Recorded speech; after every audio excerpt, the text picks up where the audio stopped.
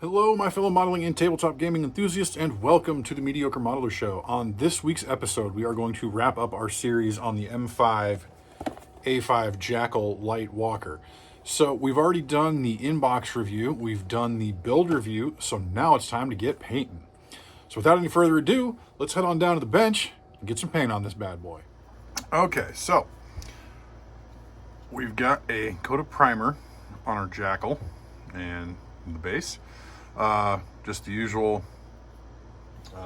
Rust-Oleum 2X flat black primer. So we're going to start doing the main armor color, and to do that, we're going to be using some ammo by MiG. So we're going to use three colors here. This is what I like to use for my World War II era armor. We're going to start with an all-over coat of the olive drab dark, or RLM 83 apparently. And then for our mid-tone, we're going to use this olive drab base. And then finally, for the highlight, we're going to use this olive drab light base. So we're going to try something a little bit new here. We're going to try and actually have the camera going while I'm at the spray booth. So we'll see just how well that goes. But we'll go ahead and get this guy mounted up on a little painting handle. I used to think these things were pretty dumb, but I use them all the time now. Definitely easier than trying to handle a wine cork like I used to. So we'll go ahead and head on over to the spray booth. All right, so we're at the spray booth. I've got my miniature on the stand. I've got my airbrush and paint all ready to go. I'm going to be using my Badger Renegade Chrome to do the base coat. See, I've got my paint in there, thinned about 3:1 paint to thinner. So we'll go ahead and start getting our base coat laid down. We're just looking to get a nice, smooth, even base coat here.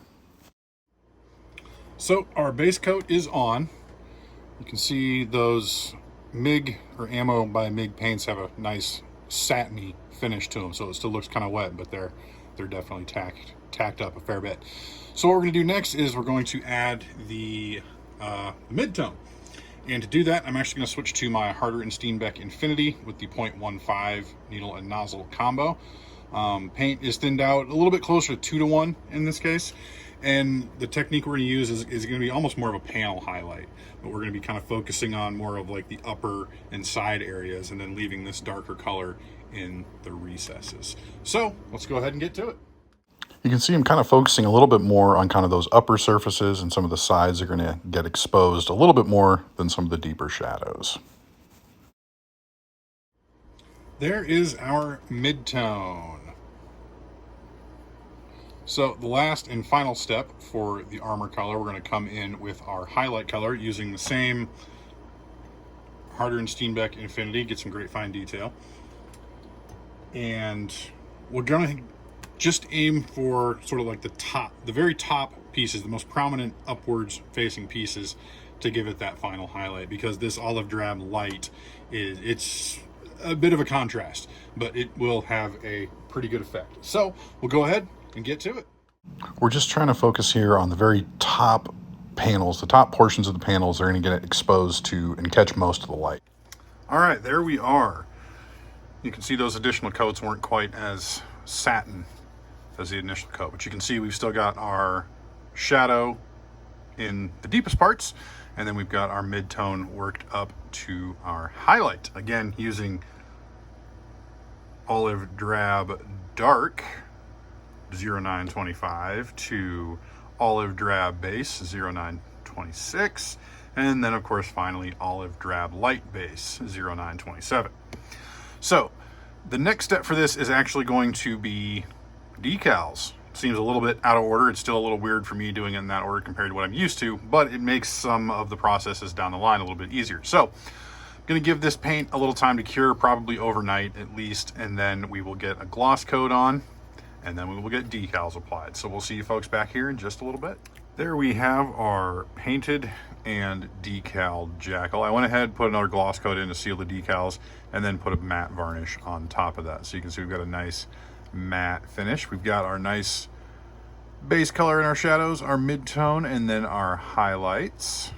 Ooh, you can kind of see that right in there, how well that turned out. Excellent.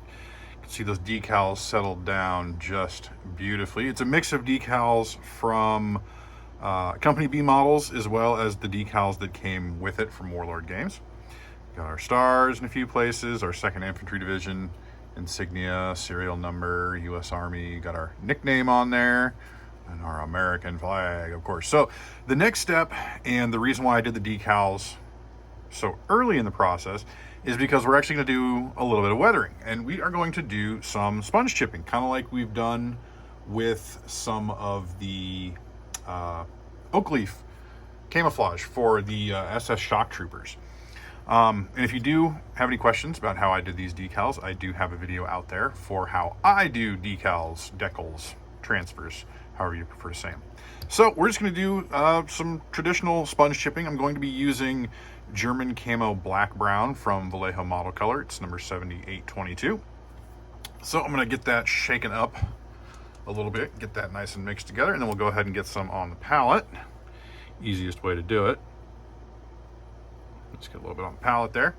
And then I'm going to get a little bit of sponge, and ideally I'm going to try and get a piece with a little bit of a point on it. Is going to be kind of helpful. And then you can hold it between your fingers to do it. You can use a pair of tweezers, but I've got this handy little model railroading tool that I think I've demonstrated before that I'm actually going to use to hold my foam. So I've got a piece of paper towel right here. Go ahead and get some on there and kind of dip off the excess. And I'm going to kind of just focus on getting some of the, the sharper edges, just like you would with any traditional sort of sponge chipping. I'm not going to go crazy, but I want to make sure that I'm giving it enough just to get it some good character. And if you do happen to get a little extra in a spot, that's okay. Just a little bit more battle damage. Make sure to get some on the tips of the fingers, of course, and on those edges there, and all those good spots. So I'll go ahead and take care of this, and then when this is all finished up, we will be back for our next step. You can see now that we've got all of our chipping done. You can see a number of spots on there where we've got our paint nicely chipped on top of some of the decals even. Gives it just a little bit more realism. Sometimes it doesn't hurt to get them in some larger spots like that, but again, you want to try and focus on more of the sharp edges that are going to more easily wear paint. So our next step in painting this is going to be to get all of these hoses and cables like we have right there, and then some around here, and our weapons and everything. And to do that, we're going to use some German gray from Vallejo Model Color, number 7995. I happen to have been working on some other models, excuse me, using the same color, so we've already got some on the palette, and we'll just kind of continue on for a little bit to get some of these taken care of. Get that just a little bit more loose, and then just kind of take our time. You want to try and be as careful as possible with this, because it's going to take a little bit more effort to clean it up should we make any mistakes. So just working my way around the model, I'll be working on all of these cables and piping and the weaponry and things like that, to help give it a little bit more detail. So I'll go ahead, knock all those out, and then we'll be back to continue moving on. And for all intents and purposes, this model is painted. Of course, it is not complete, but we've got all the paint work done. Looks like my machine gun barrel is a little cockeyed there. Straighten that out a little bit. But as you can see, I went ahead and just took care of all the little minor details. So we got all the cabling painted, highlighted, did all the weaponry. So we've got the flamethrower and a few red valves just for a little fun, a little variation. And then of course our machine gun.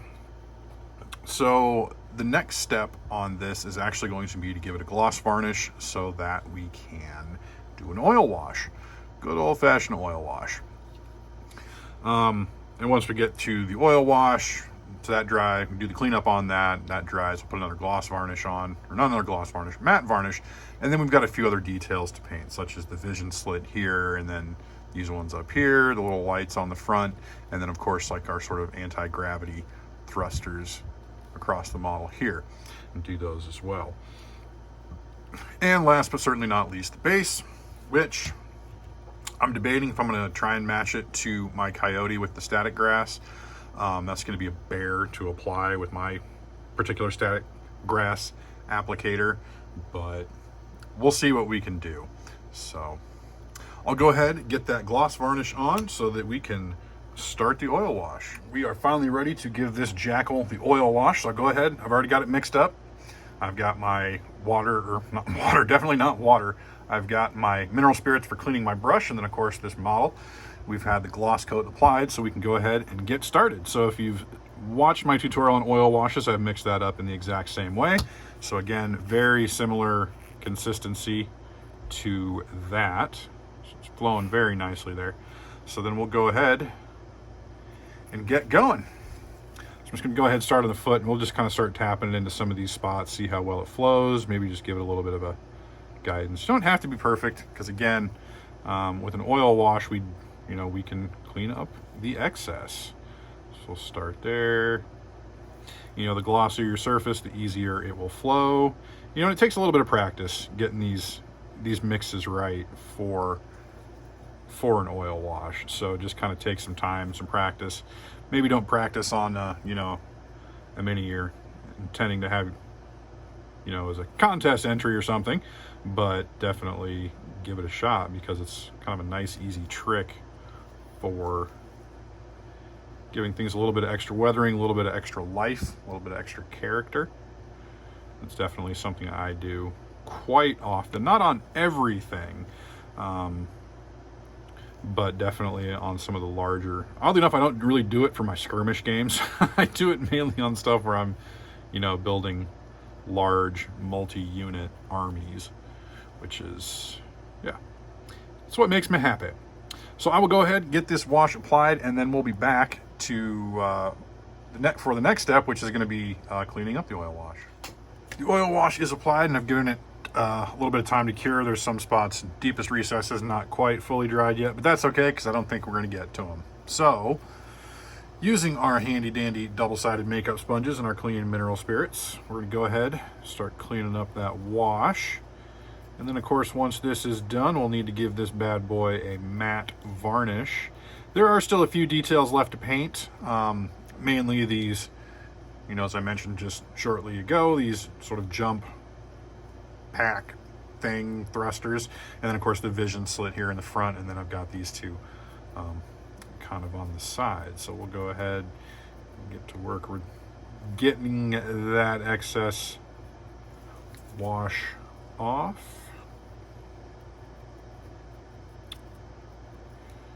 Just a matter of making sure we get any of the obvious spots. Leaving a little bit in the corners isn't such a bad thing. We want to get as much out of off those plain surfaces and just left in the recesses as we can. And you always, when you're removing the wash, you always kind of want to move in the direction of where liquids would naturally flow. So instead of going top to bottom, instead of going bottom to top, go top to bottom. Excuse me.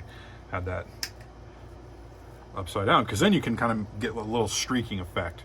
Makes it look like it's oil streaking from pipes or cabling or tubing or something like that. Gives you a nice little effect, just a little extra weathering to kind of help the effect of everything. Sorry, I'll try and keep it in focus here. But we'll go ahead, just about finish this bad boy off. Almost got everything. So that is pretty much the oil washing step. So from here, again, we'll give it a matte varnish, and then we'll kind of start working on some of our finishing touches. Back with the Jackal. All right, so this bad boy is painted. So what I did to finish it up, went ahead, painted the view screens and everything. I painted the little headlights on the front, as well as our jump pack sort of glowy effect. And then in a few spots, it's kind of tough to see. I put on a little bit of weathering pigments. You can kind of see it on the end of the flamethrower there and kind of in those thrusters right there, just to give it a little bit of a worn, weathered, used look.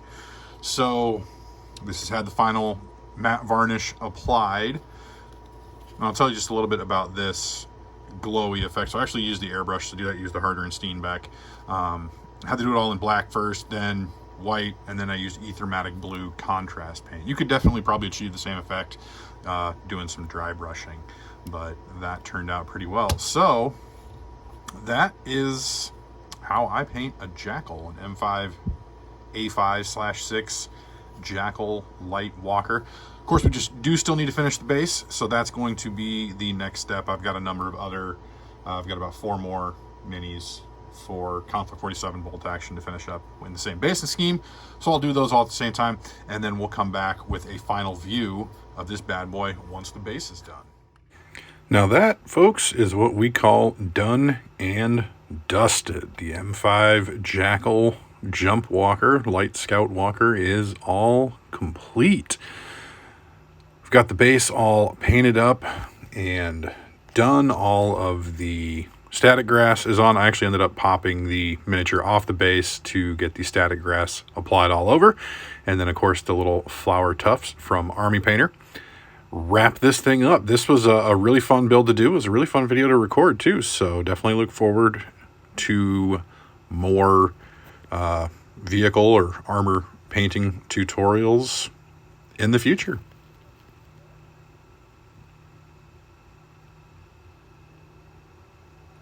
There we all are, done, dusted, and ready to bust up some stuff. So this bad boy right here is ready to eventually hit the tabletop, assuming I ever get a game in. But definitely a fun project to do. I'm really enjoying this sort of streak I've been on of doing more realistic World War II era vehicles. I mean, you know, it's kind of a sci-fi vehicle, but still, the rest of the stuff that I've been doing, you know, World War II era type armor stuff has definitely been a enjoyable departure from what I've been used to the last couple of years. So hope you folks enjoyed that series. I'll probably be doing a few more on some different kits in the future. So thank you very much for watching. If you feel so inclined, please like, comment, and subscribe. So until next time, folks, may your paints be thin, your brushes be pointy, and your dice be hot.